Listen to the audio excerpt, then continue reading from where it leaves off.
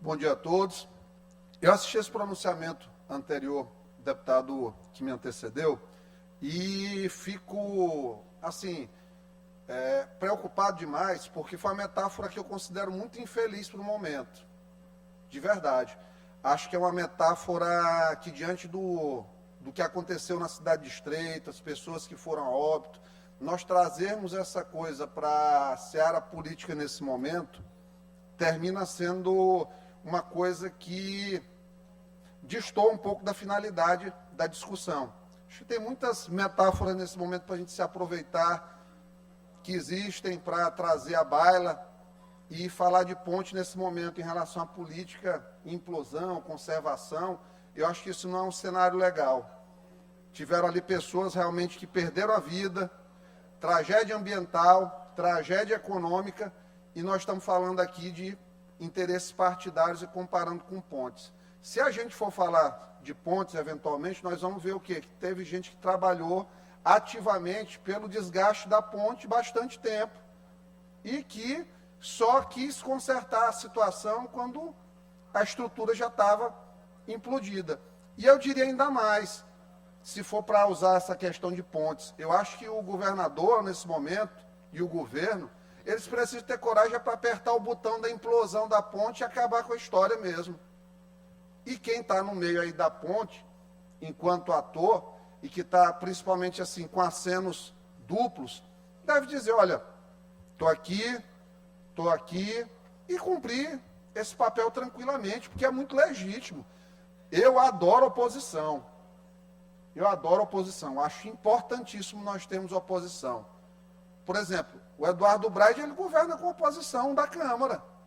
E todo dia ele está dando um baile aí no pessoal da Câmara, porque eles realmente erram muito, em termos de condução política, pelo amor de Deus. Como é que eu vou querer tirar do prefeito, que é o executor do orçamento, se eu já tenho as minhas emendas impositivas dentro do orçamento? Quer dizer que o legislador, ele sozinho, ele tem direito a ter emenda impositiva, dizer para onde vai o dinheiro dele, ele entra na justiça para que o prefeito pague a emenda do jeito que ele disse que tinha que ser aplicada. E aí a Câmara, que o prefeito, que é o chefe do orçamento, que é quem encaminha a peça orçamentária, ele vai ter uma limitação de 5%. Imagina, 5%. A saúde, que todo tempo precisa de suplementação. Aí imagina, precisa suplementar aqui para fazer uma reforma de hospital, Atelino.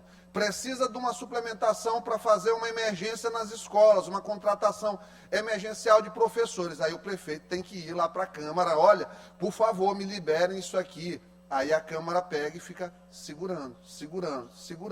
Não tem quem governe desse jeito. Eu não sou dos maiores fãs do prefeito, todo mundo sabe disso, mas eu sou um fã da verdade e do bom senso.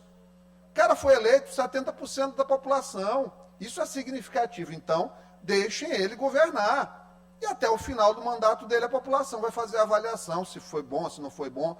Hoje tem uma avaliação alta. Então, eu acredito que deva ser deixado de lado isso aí, porque a Câmara só perde nesse sentido. Só perde. Vai perder todas as vezes. Infelizmente, para eles, politicamente. Também não que eu torça aí para a vitória de Câmara sobre Prefeitura, que eu acho que devia estar caminhando harmonicamente. Para finalizar aqui o pronunciamento, falar sobre a pesquisa que foi trazida pela Quest, em que retiraram o nome do Bolsonaro. Olha que absurda, Ana do Gás. Tiraram o nome do Bolsonaro de uma pesquisa, dizendo que ele está inelegível, que ele não pode entrar em pesquisa. Ari, como? O Lula foi declarado elegível novamente em março de 2021, Otelino.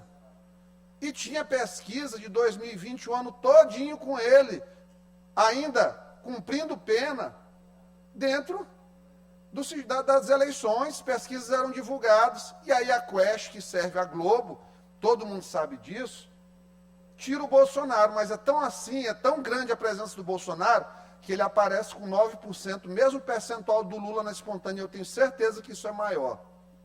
Então, o tempo todo é uma tentativa de tirar o Bolsonaro da disputa eleitoral, porque já viram que Bolsonaro na disputa é derrota certa. É derrota certa, vão perder a eleição. Não tem como o governo Lula ganhar a eleição. Então estão com medo, são covardes, mas a gente vai continuar sempre trazendo aqui essas verdades. Deputado Iglesias, Vossa Excelência está no tempo da liderança? Não, no bloco. Ainda cabe a parte? Acabou de acabar. Peça aí a liberalidade do presidente Antônio. O senhor dá a parte dele e depois para mim mais 2 minutos? Conceda a Vossa Excelência. Obrigado. Pode falar, deputado Telino. Deputado Iglesias, agradeço a gentileza da concessão da parte. A pesquisa Quast, ela traz informações desfavoráveis para o campo do nosso campo, o campo do presidente Lula, que foi amplamente comemorada, né, pela oposição. Houve até quem dissesse que o Lula estaria fora do jogo. E aí eu assisti a entrevista de um senador bolsonarista, mas muito lúcida, apesar dele ser bolsonarista, muito lúcida a entrevista. Foi o senador Ciro Nogueira, onde ele fez críticas ao governo Lula e disse que, todavia, está faltando 1 ano e meio para a eleição, o Lula é um homem vitorioso e ele pode se recuperar e tem condições de ganhar a eleição. Mas no dia seguinte veio uma notícia que deixou a turma da oposição tristinha, porque viu que, apesar de estar no pior momento de avaliação, onde a aprovação e desaprovação estão ali mais ou menos empatados, aprovação 2 pontos maior, salvo engano, o presidente Lula ganha de todos os adversários. É natural, com o recall da última eleição, que se o Bolsonaro estivesse lá, a diferença seria menor, ou estaria ali tecnicamente empatado. Mas lembre-se que o ex-presidente Bolsonaro perdeu a eleição para o presidente Lula, ele na cadeira de presidente, cometendo todos os tipos de abuso de poder político e econômico, criando todos os tipos de possíveis de bolsa para os segmentos possíveis no país, e assim mesmo perdeu a eleição.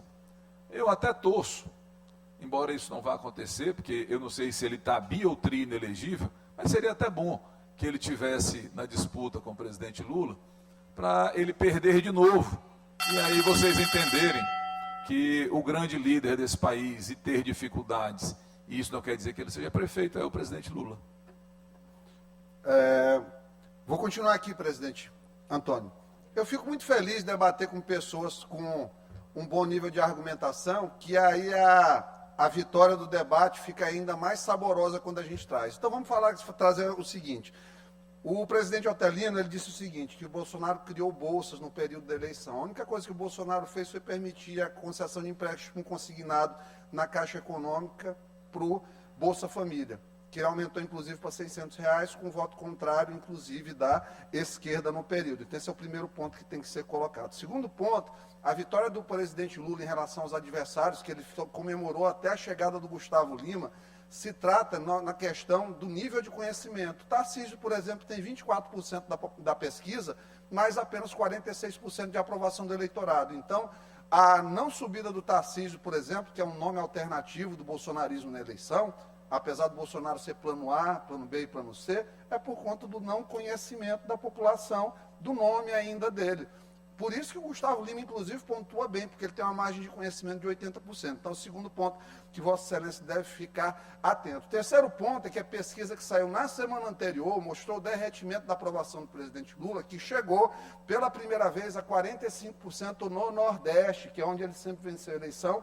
O protótipo disso aí, dessa derrota iminente, deputado Antônio, foi a derrota no Ceará, onde o candidato que concorreu com o André Fernandes, do PL, dentro de uma cidade como Fortaleza, ganhou apenas por 5 mil votos, numa votação que a gente sabe que teve compra de mais de 50 mil votos na cidade de Fortaleza, mostrando que o candidato do PT ganhou por uso e abuso de máquina. Voltando ainda mais adiante, as inelegibilidades do Bolsonaro, diferente do Lula, que foi condenado em várias instâncias por vários crimes, e crimes de verdade, não reunião com o embaixador, e não por suposta situação em relação a joias, as inelegibilidades do Bolsonaro são todas inconstitucionais e uma corte isenta, diferente do que a gente tem hoje, mostraria isso com certeza. Em relação ao Bolsonaro estar sentado na cadeira, ele estava sentado na cadeira, mas lhe tentaram tirar a caneta e lhe tiraram o mais importante que um candidato tem num período de eleição, que é a voz, o direito inalienável do candidato falar e exercer o seu direito ao papel de candidato à presidência. E como é que foi feito isso? Como eu já disse aqui no pronunciamento anterior, no conluio do TSE com a grande mídia. Bolsonaro foi impedido de dizer que Lula tinha relações com Daniel Ortega, que era apoiador de Maduro. E